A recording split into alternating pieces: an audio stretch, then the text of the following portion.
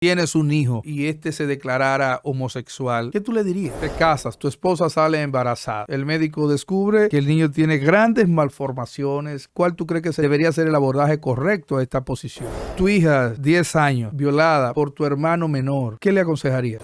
Tu papá, 65 años, quiere cambiarse de sexo o de género, ¿qué le vas a aconsejar? Bueno, señores, buenas tardes, buenos días, buenas noches, donde quiera que usted nos encuentre. Estamos en línea, este es nuestro canal y tenemos de nuevo un invitado muy especial desde Córdoba, Argentina, un luchador de las causas modernas. Estamos hablando de Agustín Laje. Agustín, buenos días, bienvenido. Muy buenos días, gracias por la invitación, es un placer. Qué bueno tenerte de nuevo aquí y vamos a hacerte una entrevista un poco cálida en función de lo personal. Vamos a conocer algunas cosas tuyas y de hecho te vamos a poner en algunas perspectivas como si fueres un hombre de familia en algún momento. Así es que lo primero que queremos preguntarte es, ¿a qué edad tú empezaste la lucha combatiendo la ideología de género y la interrupción del embarazo? A ver, yo en verdad esa lucha la vinculo con mi interés por la política y otras luchas que yo he dado. Es decir, yo no podría separar en mi biografía, esta es una lucha que tiene este tiempo y esta es otra lucha que tiene este otro tiempo, porque todo es parte de una misma agenda, en verdad. Si yo te tengo que decir cuándo fue la primera vez que escribí sobre ideología de género y aborto y demás, y eso fue en el año 2014. Pero, Ok. pero más importante que eso, me parece a mí, es cuando empecé a combatir a este tipo de ideologías que va en verdad más allá de lo que es la ideología de género y el tema del aborto. Y eso empezó a los 15 años, que fue, digamos, en el año 2004, 2005, más o menos, 2004, 2005. El punto, Así que sí, llevo bastantes años en esto. sí, el punto relevante es para mandarle a la juventud que empezaste a los 15 años. Hay gente que se cree muy joven todavía, que cree que hay que envejecer para empezar a luchar y tú No. empezaste a los 15 años. Y me gustaría saber quién te inspiró, qué te inspiró, cuáles son los autores que te inspiran en esta lucha. Mirá, la primera persona que me inspiró no es un autor ni es un pensador, sino que fue mi abuela. Ok, Porque yo iba a un colegio, por eso te decía, es mejor retrotraerse un poco más atrás que ideología de género y aborto, porque yo iba a un colegio muy de izquierdas, muy comunista, donde había un adoctrinamiento muy fuerte y había un ataque muy fuerte también a la fe de las personas. Yo te cuento, por ejemplo, en una clase de literatura, antes de un parcial, antes de un examen, me persigné, yo soy católico, me persigné y el profesor me humilló públicamente por haberme persignado, por ejemplo, wow. ¿no? Entonces, sí, fue una cosa terrible, pero cosas que me iban marcando en ese colegio y además había un adoctrinamiento muy fuerte. Entonces mi abuela en un momento dado empezó a sembrar la semilla de la duda. Ella no me dijo, no, mira, en tu colegio están equivocados, esta es la verdad, sino que me empezó a hacer preguntas para que yo solo tratara de buscar respuestas. Y eso me llevó a una situación en la cual me di cuenta que el colegio no era un lugar sagrado.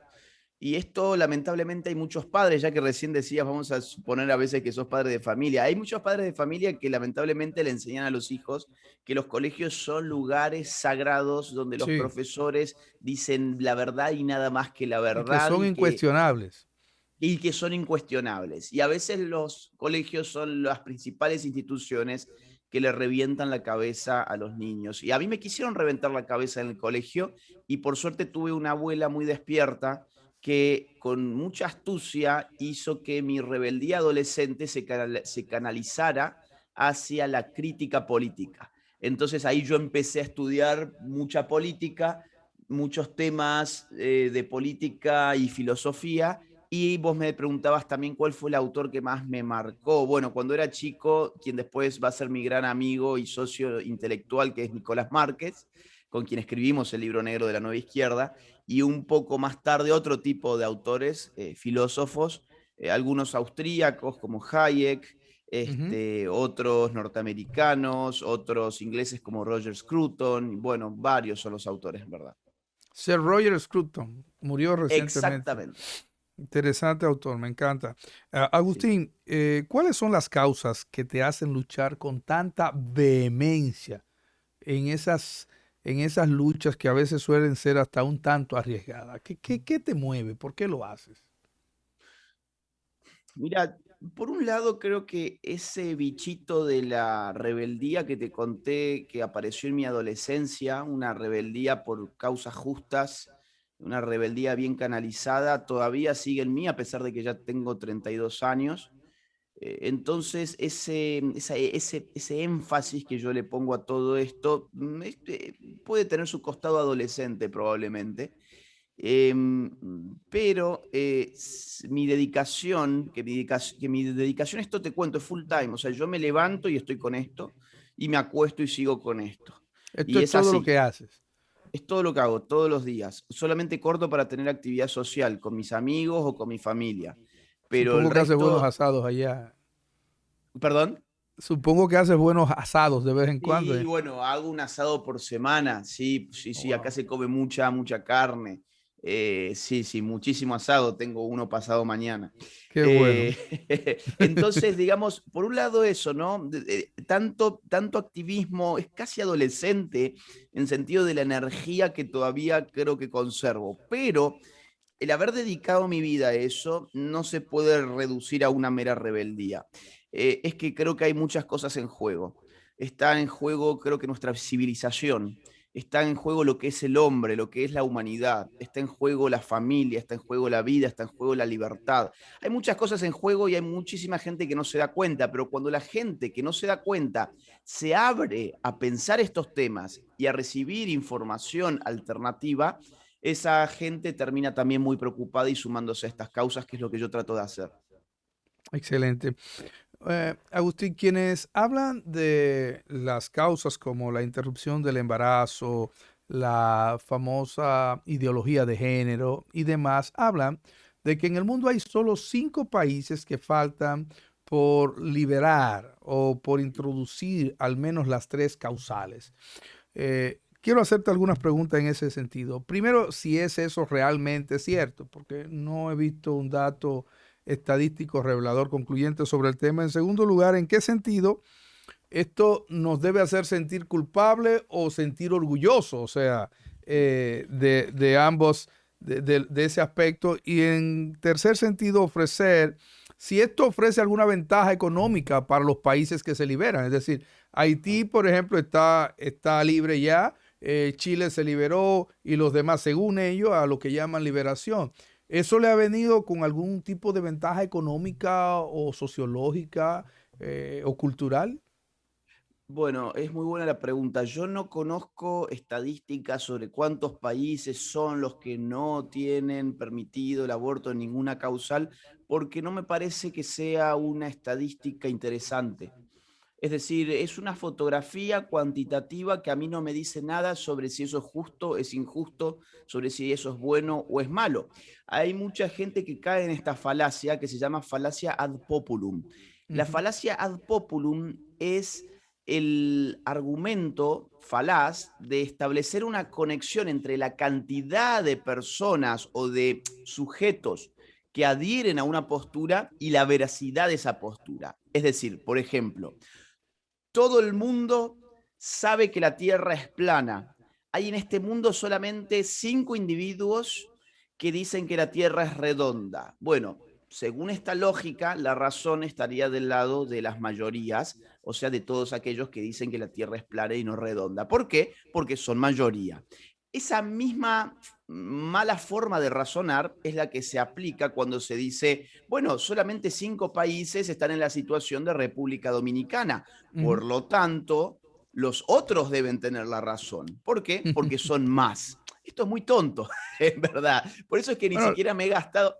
O sea, es que lo que pasa es que al nivel de la retórica, los que están llevando adelante esta agenda saben manipular muy bien la situación y saben que la gente en una época de 240 caracteres de Twitter, no se detiene a pensar estas cosas. Ujú. Pero cuando uno lo piensa un segundo, se da cuenta, la verdad no depende de la mayoría, la verdad es independiente de la cantidad de personas que argumenten en un sentido o en otro. Y todavía más, la justicia tampoco depende de las mayorías. Te pongo un ejemplo histórico que todo el mundo lo va a saber. El nazismo. Hitler llegó al poder con el apoyo mayoritario del pueblo alemán. Si nosotros hubiéramos aplicado este argumento en ese entonces, hubiéramos tenido que decir, oigan, la mayoría inmensa y aplastante del pueblo alemán está de acuerdo con las leyes del nacionalsocialismo. Por lo tanto, las leyes del nacionalsocialismo son buenas y son justas. Y eso, evidentemente, ya lo sabemos, no fue así. Entonces, esa es una forma que no solamente es errada, sino que es incluso hasta muy tonta de pensar. Ahora bien, lo que vos me preguntás seguidamente es, ¿estos países han tenido alguna ventaja económica? Te cuento que en un momento dado de la historia del siglo XX, la agenda abortista desplegó el discurso económico para impulsar el aborto, diciéndole a los países pobres, oigan, si ustedes son pobres, pueden solucionar su pobreza deteniendo la reproducción de sus pobres.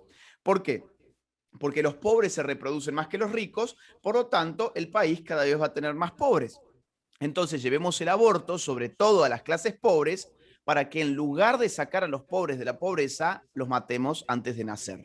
Sí. Esa era la lógica. Y esta lógica, evidentemente, no es una lógica de justicia, es una lógica genocida.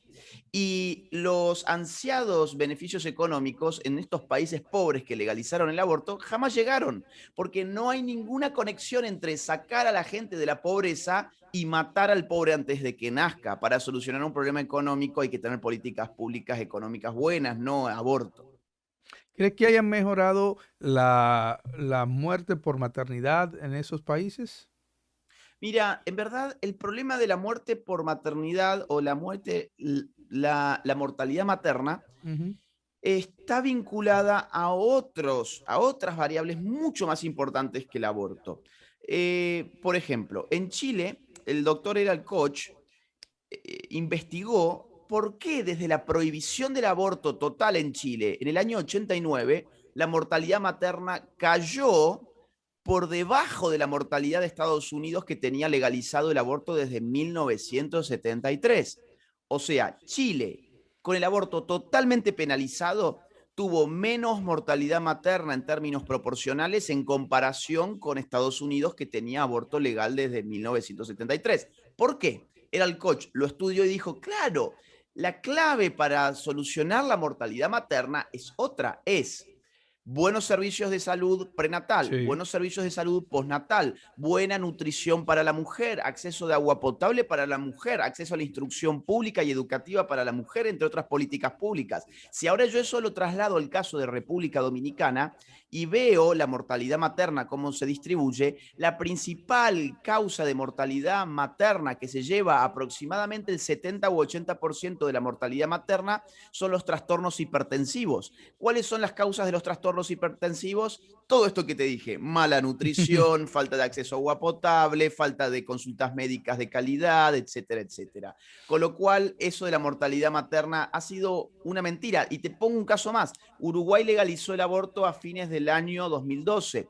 En el año 2013 ya aparecieron nuevas muertes por abortos, ¿sí? Entonces, el aborto tampoco es cierto que no genere muertes. Genera la muerte del hijo por nacer en todos los casos y en otros casos también, incluso a pesar de ser en el hospital, puede generar no solamente daño físico y psicológico en la mujer, sino también su muerte, como pasó en Argentina ya mismo con un caso de Kayla Jones, una chica del norte de Argentina que murió en un aborto en el hospital, legal, seguro, gratuito, y murió la chica. Bueno, tenemos aquí el tema de la ideología de género, la interrupción del embarazo, el feminismo. ¿Tú crees que son una triada que camina junto y que apuntan a algún lugar específico? ¿Tú crees que se apoyan entre sí? ¿Cómo tú defines esa vinculación? Porque donde quiera que aparece, ¿tú crees que es la misma agenda? Es la misma agenda y es la misma filosofía. Es la filosofía, a ver, en el fondo, en un nivel muy abstracto, es la filosofía de que yo determino con mi autopercepción lo que son las cosas y lo que es la realidad. Te voy a poner un caso. A ver, vamos al caso LGBT. Sí, Yo determino con mi autopercepción si yo soy hombre, si yo soy mujer, qué tipo de orientación sexual tengo, si yo soy agenérico, soy pansexual, esto, lo otro, aquello y aquello más allá. Ahora, cuando yo digo aborto, aplica exactamente lo mismo. Yo determino si lo que hay en mi vientre es un niño o no es un niño. De ok, hecho, tanto así es que, por ejemplo, en Argentina se legalizaron, a ver, en Argentina se legislaron dos leyes. Una, si la madre desea asesinar a su hijo, lo puede asesinar porque eso no es su hijo, sino que es una cosa. Al mismo tiempo se legisló otra ley, el mismo día, ¿eh? La otra ley decía, si la madre quiere tener a su hijo, el Estado la va a ayudar durante 1000 días. Entonces, wow. ¿de qué depende que ese hijo sea un hijo y sea un ser humano? Del deseo de la madre. Si la madre desea que es un hijo, el Estado la ayuda con un subsidio. Si la madre desea que no es un hijo y es una cosa, el Estado lo asesina por ella. Entonces, en el fondo, filosóficamente es lo mismo, pero vamos un paso más allá. Vamos a tratar de mezclar feminismo y LGBT. El feminismo, hubo un momento de la historia donde lo que trataba de representar era a la mujer. Y la mujer tenía una naturaleza y tenía una esencia femenina. Hubo una época en la que las filósofas feministas dijeron, oigan, no, a ver, tenemos que empezar a combatir de que hay una naturaleza femenina, porque el patriarcado se basa en que hay una naturaleza femenina y nosotros tenemos que desarmar ese relato. Entonces empezaron a atacar tanto la idea de una esencia femenina, con por ejemplo Simone de Beauvoir, que tiene una frase muy famosa que es, no se nace mujer, llega una a serlo, y otras filósofas más, que llegaron a un momento a decir, oigan, ¿saben qué? En definitiva, digamos, lo que somos naturalmente no importa, somos meras construcciones. Y eso les permitió aliarse estratégicamente y mezclarse con todo lo que es el lobby LGBT. Esto pasó en la conferencia de Beijing de la ONU de 1995, donde el feminismo se hizo cargo de la agenda LGBT en el marco de la ONU. Entonces, esto no solamente es elucubración filosófica, primero es elucubración filosófica y después baja como una política global establecida por la ONU, en este caso en Beijing 1925. Dos cosas ahí. La primera es, ¿hacia dónde apunta todo esto? O sea, ¿cuál tú entiendes que es el fin último de esto? Y Control de población. Sí. lo segundo es, hablabas de una agenda, o sea, diríamos, un propósito filosófico.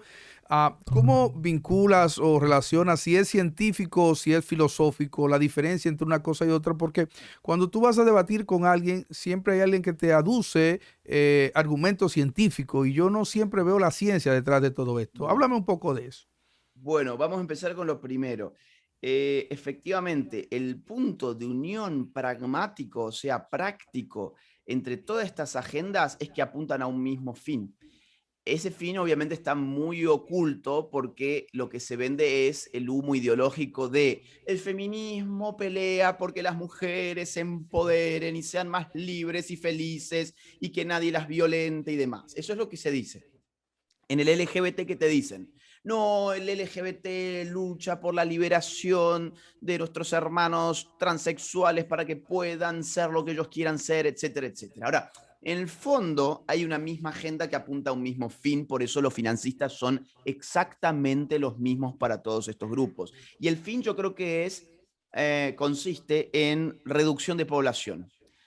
La ONU desde hace ya por lo menos 70 años, déjame pensar, un poquito Bueno, menos, l- 50 años, por lo el menos discurso de 50, Lyndon B. Johnson sí, fue en el 50 y pico, o sea, en el 65. sí. Desde el año 65 que ya la ONU está muy preocupada para el tema de cómo crece la población en el planeta Tierra, cómo nos reproducimos los seres humanos. Y lo que han identificado es que los pobres además se reproducen más que los ricos y que más población en el planeta significa más contaminación, más utilización de recursos naturales, más presiones migratorias para los países pobres y demás. Perdón, presiones migratorias desde los países pobres a Sí. los países ricos y demás. Entonces, yo te pregunto, ¿qué une a un feminismo que lleva adelante la idea de que los sexos estamos enemistados y estamos en guerra, que une a un feminismo y a una agenda que pide aborto para todo el mundo, que une a eso con un LGBT que fomenta el homosexualismo ideológico y la mentira de que el sexo es algo totalmente maleable y que hay que hormonizarse y que hay que operarse y demás.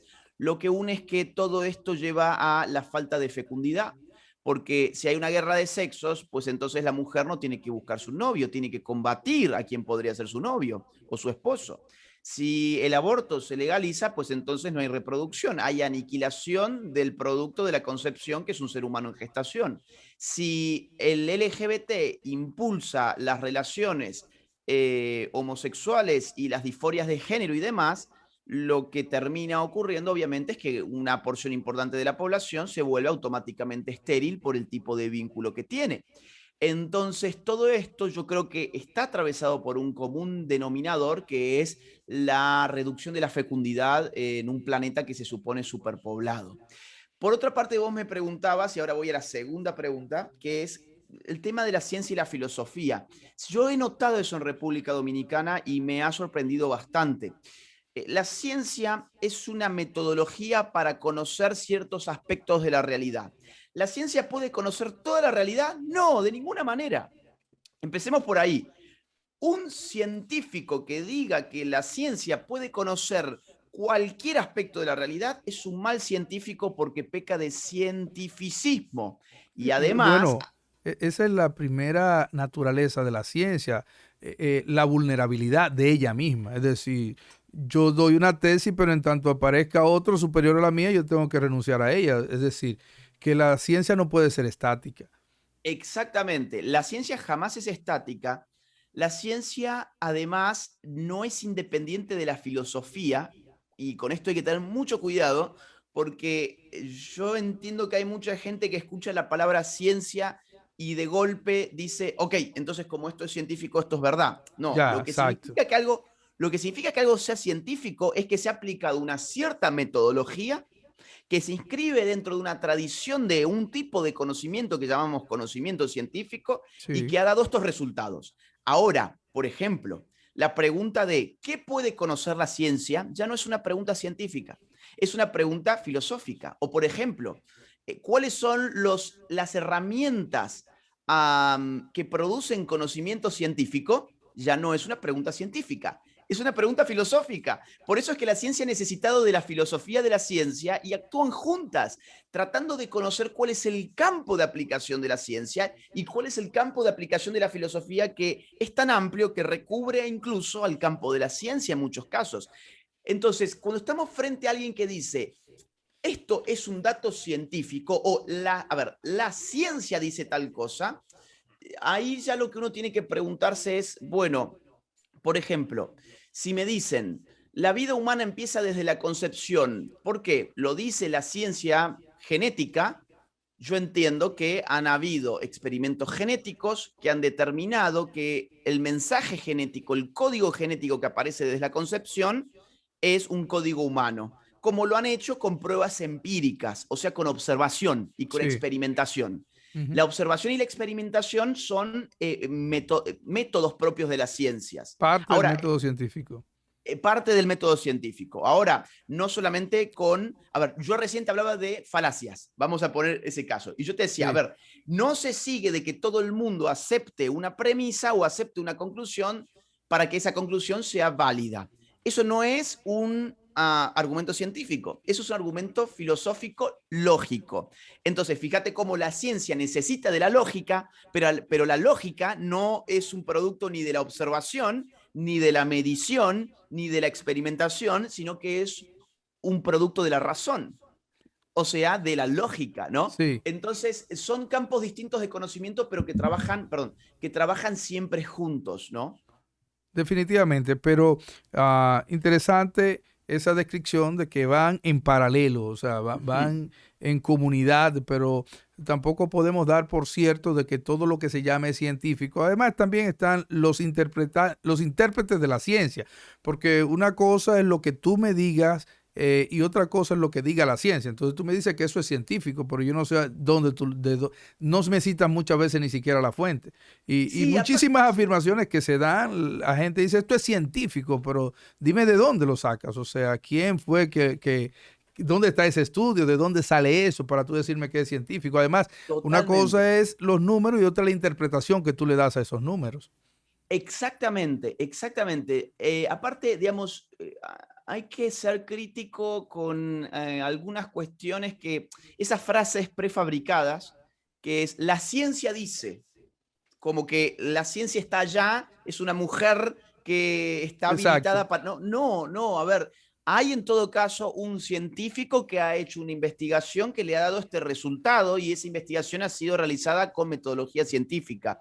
Pero no es Exacto. que la ciencia dice, porque la ciencia no es una entidad con patas, Ahí, ¿no? ahí estamos. Vamos a desmontar un poquito a la entrevista y a ponerla un poquito menos densa. Te voy a hacer algunas Vamos. preguntas. Las chicas quieren saber si te piensas casar, si eso está en agenda y que cuáles son algunos de los parámetros para saber si se apuntan en la lista, ¿sabes?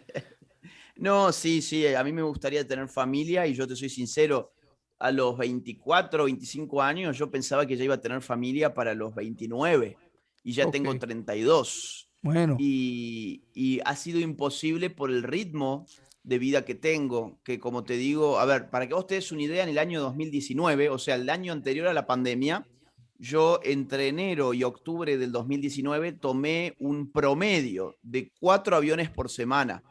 No eso es paro, es decir, cuando digo que entregué mi vida a esto, no es solamente por estar acá en mi estudio leyendo todo el día, que también lo hago cuando no estoy viajando, como ahora. Pero he viajado sin parar, sin descanso. Los hoteles han sido mi casa, los aviones han sido mi cama. Entonces, digamos, establecer una familia en esas condiciones hubiese sido muy egoísta, ¿no? ok. Con lo cual estoy esperando un poquito más, pero ya va a llegar, sí. Si tuvieras casado y tienes un hijo o una hija y este se declarara homosexual, ¿qué tú le dirías? Yo no le retiraría el amor, evidentemente. Es decir, hay gente que se piensa que uno es un ogro que odia a los homosexuales y los quisiera ver muertos. Esa es la caricatura que hacen de nosotros. No, obviamente yo no le retiraría el amor a un hijo que, que tuviese una orientación homosexual. Intentaría ver si él realmente está cómodo con eso, porque hay muchos homosexuales que no están cómodos con su orientación sexual. Un gran mito, perdón, porque vos siempre me haces preguntas personales que me encantan y yo siempre termino derivando a temas teóricos, pero ya regreso, pero creo que es importante. Un gran mito es que todo homosexual es como que automáticamente está súper feliz de ser homosexual y que ese es su proyecto de vida. Y esto no es cierto. Hay muchísimos homosexuales que entienden que su orientación sexual no se corresponde con su proyecto de vida. Hay muchos homosexuales, por ejemplo, que quisieran tener familia biológica, ¿no? Sí. Casarse y Bueno, poder por tener eso hijos. muchos piden niños en adopción. Sí, pero hay muchos homosexuales que dicen, no, yo quiero tener mi propio hijo. Sí. Es decir, adoptar para mí no es una opción. Y te digo, no porque yo supongo, sino porque yo los conozco. Porque yo, por ejemplo, he tenido reuniones con psicólogos que dan terapias para homosexuales y he tenido reuniones con alrededor de 30 homosexuales que acuden a estas terapias en México. Supe que están prohibidas en Argentina, ¿es cierto? Sí, están prohibidas y están siendo prohibidas en muchos países. En Puerto Rico también, por ejemplo, están siendo prohibidas ahora mismo. Entonces, claro, vos fíjate qué curioso este mundo, donde uno Sí, puede sí. elegir 100 géneros distintos, pero uno no puede elegir ser heterosexual. Increíble, ¿no? Después hay otros homosexuales, por ejemplo, que no les gusta el ambiente LGBT, porque es un ambiente, digamos, de mucha promiscuidad, es un ambiente de mucha enfermedad. El 80% de las personas con VIH en el mundo son homosexuales, ¿sí? pero entre un 4 y un 5% de las personas en el mundo son homosexuales. Entonces, hay mucho homosexual que empieza un poco a asquearse de ese ambiente, pero sigue teniendo la orientación homosexual, ¿no? Entonces, yo lo primero que haría es saber si mi hijo, su plan de vida es armonizable con su orientación sexual. Porque quizás mi hijo me dice, no, mi plan de vida es yo poder tener una familia como la familia en la que yo nací, con un papá y con una mamá que tengan sus hijos. Si esto es así, yo intentaría buscar ayuda para ese hijo. Yo conozco muchos casos de éxito psicológico y hay casos donde lamentablemente no han tenido éxito estas terapias. O Además, sea, no es además, cierto. además de ¿Perdón? este consejo, ¿qué otro consejo le daría a una madre o a un padre ahora mismo? Un solo consejito más, si estuviesen luchando ellos, porque muchas veces la carga no es del hijo, es del padre. Si estuviesen Sí. ellos luchando con esa situación, ¿qué otro consejo le darías? Que los aconsejen no confundir su orientación sexual con las ideologías políticas que quieren instrumentalizar su orientación sexual. A los homosexuales se los quiere resentir, se los está resintiendo, se les está enseñando que los heterosexuales los odiamos, que los despreciamos, que los marginamos, y ahí es cuando el homosexual se transforma en un títere político de una maquinaria que en muchos casos nunca llega a verse. Entonces, que el padre, al asumir finalmente que su hijo tiene esta orientación, le diga, hijo, acá te amamos, eh, no creas esos cuentos ideológicos que te están queriendo vender para sumarte a una agenda específica que tiene intereses muy distintos a los de tu familia y a los tuyos propios. Entonces, y una última recomendación, una última, no lleguen tarde, es decir, no esperen hasta el momento en que su hijo lo confundan en la escuela, lo confundan en la televisión, lo confundan en los círculos donde se puede llegar a mover. Empiecen a hablar de estos temas desde que su hijo tiene 9 años, ¿sí?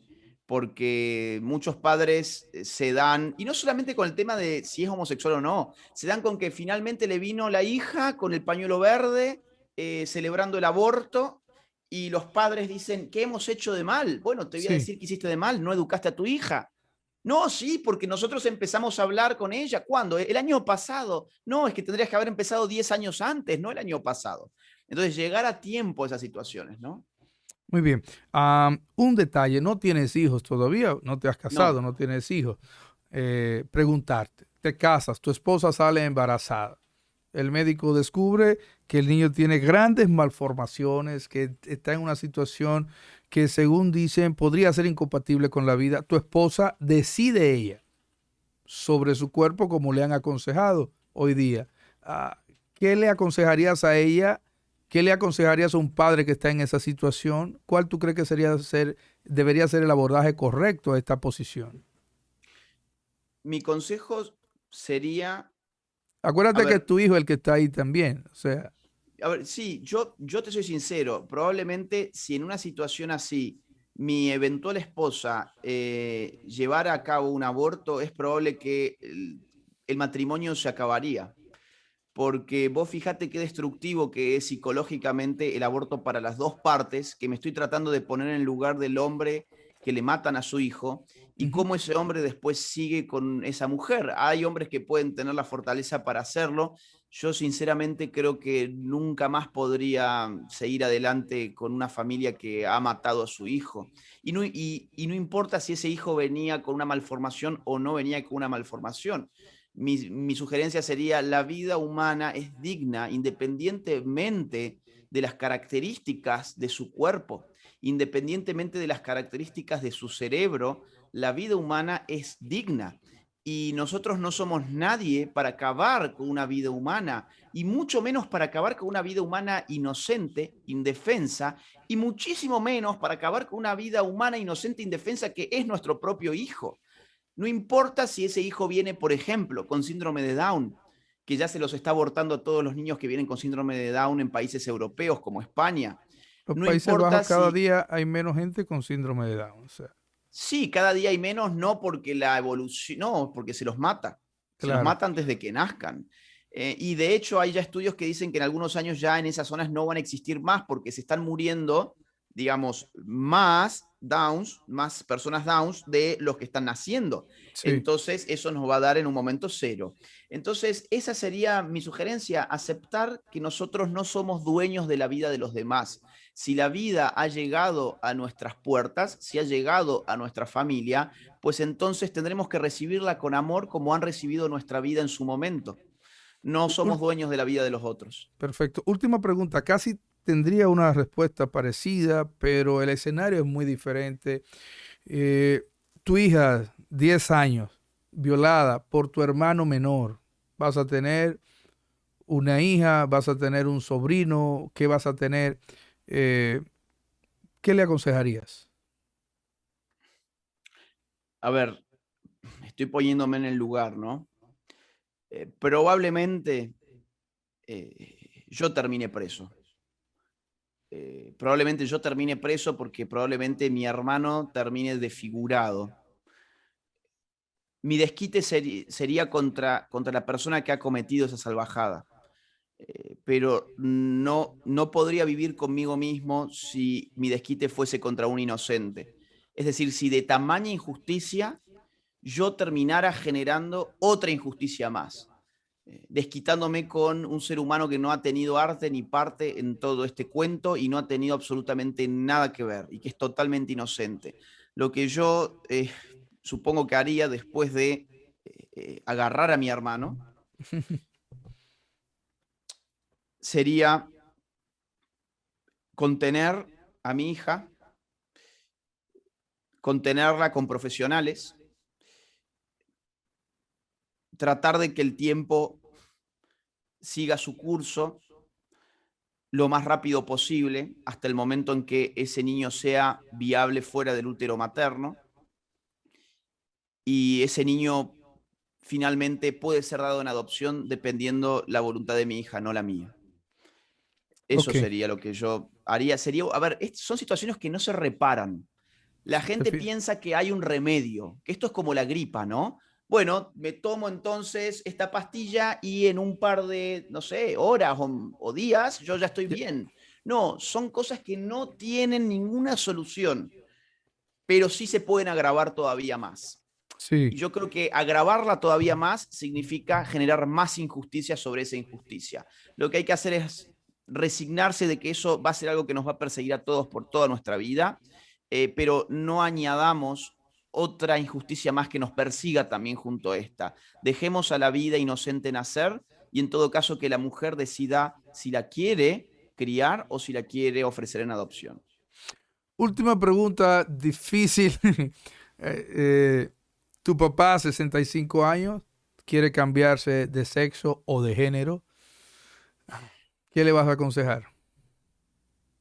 O sea, es que me ha pasado, no con mi padre, obviamente, pues, pero bueno, podría haber sido, ¿por qué no? Pero me ha pasado de mujeres que han venido a conferencias mías y después de la conferencia se acercan. Claro, ellas vienen pensando que lo que van a escuchar es una forma de solucionar estos problemas y después se dan con toda una conferencia de política y filosofía que no tiene nada que ver con su problema puntual. Entonces después vienen desesperadas y me dicen, mira, mi esposo que ha tenido prácticas muy raras durante nuestra vida sexual, finalmente un día lo terminamos encontrando con mi hijo mirando pornografía homosexual y al cabo del paso del tiempo empezó ya a transvestirse.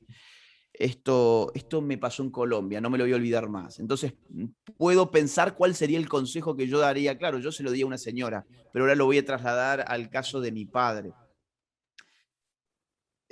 Yo, el consejo que le daría a mi padre es que busque un buen psiquiatra dispuesto a tratar estos casos de trastorno de la identidad. Eh, Esto es un trastorno. A ver, claro, acá van a haber psicólogos que van a decir, no, no, no, no, es una identificación, es una autopercepción y va a haber psiquiatras que van a decir lo mismo, pero no van a decir lo mismo cuando se trata de una niña anoréxica o bulímica, por ejemplo, que se Ciertamente. autopercibe con, claro, la niña anoréxica o bulímica se mira al espejo y se ve como si tuviese 120 kilos. y no come, yo no veo que ningún psiquiatra le vaya a decir, oiga, sí, ¿sabe qué? Si esa es su autopercepción, entonces su cuerpo tiene 180 kilogramos, entonces venga que le voy a hacer una liposucción. Quédese No, no así. existe. Sí. No es así. Lo mismo, esa misma lógica se puede aplicar para el transexual, es decir, o para la persona que tiene disforia de género o trastorno de la identidad de género. ¿En qué sentido? En que lo que está mal no es su cuerpo. Su cuerpo es funcional, su cuerpo es sano. Entonces no hay que mutilar el cuerpo, no hay que dañar, no hay que autoagredirse. Lo que hay que hacer es tratar de que esa cabeza pueda armonizar su identificación con su cuerpo. Y durante mucho tiempo se han dado terapias para esto. El problema es que ahora están siendo todas prohibidas y que buscarlas es prácticamente ilegal, ¿no? En muchos Eso es países. increíble. Es increíble. Bueno, Agustín, yo sé que tenemos el tiempo encima ya. Agradezco tanto tu sinceridad en las respuestas. Quiero pedirte un último favor. Estamos en una batalla cultural. ¿Eso es cierto? Estamos en Sí. una guerra de cultura. ¿Qué le recomiendas a la presente generación para advertirlas de cómo enfrentar esta batalla? Por lo menos el que la quiera enfrentar. Hay gente que está en un litoral, hay otros que están al frente, a los que no están de acuerdo con lo que está pasando en el mundo actual. Dime algunos consejos que tú le darías y algunas cosas que evitarías para sucumbir ante esta batalla. Primero que nada, desconfíen de los supuestos consensos unánimes. Desconfíen. Todo el mundo tiene aborto menos nosotros. Desconfíen. ¿Por qué pasa eso? Desconfíen de todas las mujeres son feministas y si no sos feminista sos misógino. Desconfíen de esos razonamientos tan ridículos. Desconfíen de la idea de la ciencia lo dice. ¿Cuál es la ciencia? Lo que decíamos recién, ¿no? Sí, Entonces empiecen a ejercitar, sobre todo a los jóvenes que están en una etapa de descubrimiento del mundo y que son además el principal blanco de ataque de estas ideologías. eh, Traten de canalizar las rebeldías adolescentes en una sana rebeldía que sea crítica contra el poder. Desconfíen si al prender Netflix todo lo que ven es LGBT. Digo, Netflix hoy en día tiene incluso todo un género un, LGBT un donde capítulo uno para busca. LGBT. Sí, Sí, sí, exactamente. Entonces, desconfíen. ¿Por qué? ¿Cuál es el interés? Miren Hollywood, todo Hollywood LGBT y feminismo y abortismo. ¿Por qué? Miren la ONU, toda la ONU LGBT, ideología de género, abortismo, feminismo. ¿Por qué? Entonces, siempre traten de desconfiar de estos supuestos consensos unánimes, porque suele haber una mayoría de la población que no coincide con esa gente, pero que lamentablemente estamos muy callados. Y ahí viene la segunda parte del consejo. Empiecen a hablar, no se callen, porque finalmente quien domina la opinión pública no es la mayoría, sino tan solo aquellas personas que deciden irrumpir en el espacio público y hablar. No importa de nada si el 80% o más, vamos a poner el 90% de los dominicanos están en contra del aborto, si el 10% sale a hablar y el 90% se queda callado, entonces, ¿cuál es la opinión pública? Que el diez República por ciento. Dominicana es un país pro aborto. Eso pasó en Argentina. En Argentina uno hacía encuestas y le daba que solamente el 25% de la población argentina estaba a favor de la legalización del aborto. Ahora, cuando uno veía los medios, ahí estaban todos los abortistas y no había gente pro vida. Por lo tanto, frente al mundo quedó como que Argentina es un país abortista, cosa que no es cierta. El 75% no está de acuerdo. Entonces, hablen, no pierdan el tiempo, utilicen sus redes sociales para difundir, para llegar a más gente. Infórmense con información alternativa, chequeen sus fuentes, difundan la información correcta, vayan a conferencias, lean libros, ármense, hablen con su familia, ármense en el sentido intelectual.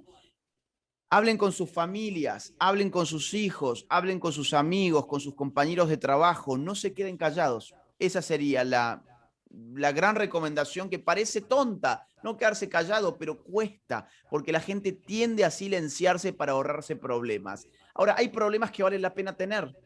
Si el problema que yo me gano es por defender la vida de seres humanos que están siendo destrozados en el vientre de las madres, entonces bienvenido ese problema. Si el problema que yo me gano es por defender la libertad de un homosexual y de un psicólogo a contraer un contrato libre y voluntario para resolver un problema que el homosexual entiende que tiene, pues entonces bienvenido ese problema. Si yo me gano un problema por decir que el hombre y la mujer somos complementarios y que no es cierto que estemos en una guerra de sexos y que no es cierto que la mujer sea víctima de absolutamente todo y el hombre sea victimario de absolutamente todo, pues entonces bienvenido ese problema.